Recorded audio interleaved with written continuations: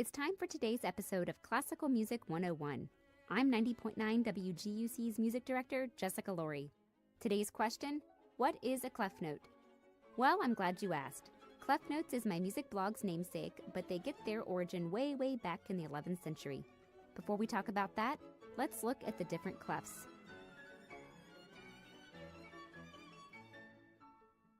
A clef note is a symbol in musical notation that is placed at the beginning of a musical staff that indicates the pitch of one of the lines on the staff. By doing this, it also shows what pitch is located on each line and space surrounding it.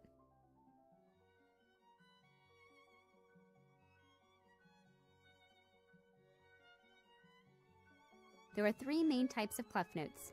First, we have the treble clef, also known as the G clef. The right hand of a pianist uses the treble clef, and so do other instruments, including the flute, oboe, violin, trumpet, and horn, all higher-pitched instruments.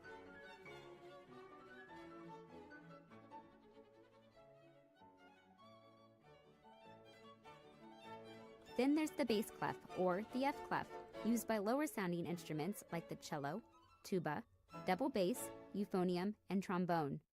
You can also see it used as the pianist's left hand.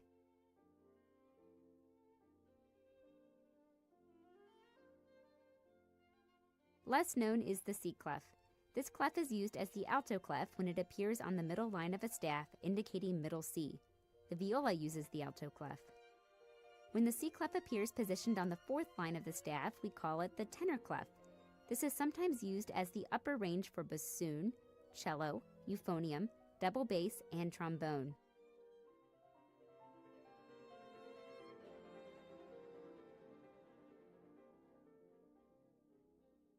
Before the first use of clefs in the 11th century, music was transmitted orally.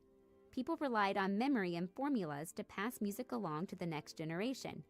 It was sort of like a game of telephone where information was incorrectly transmitted over time and the end result not necessarily matching the original music.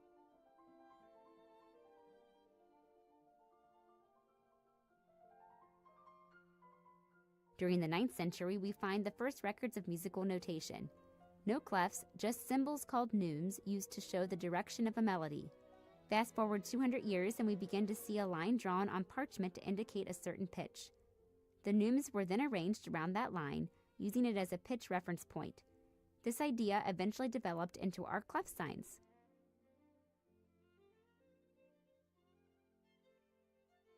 A monk at the time named Guido of Arezzo arranged lines and spaces around this clef sign and fit the neumes onto it. This eventually developed into what we recognize as the staff. So there you have it, clef notes.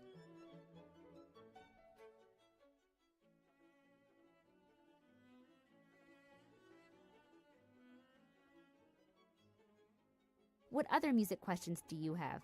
Ask me in the comments below or via WGUC's Facebook or Twitter pages, and maybe we'll feature your question next month.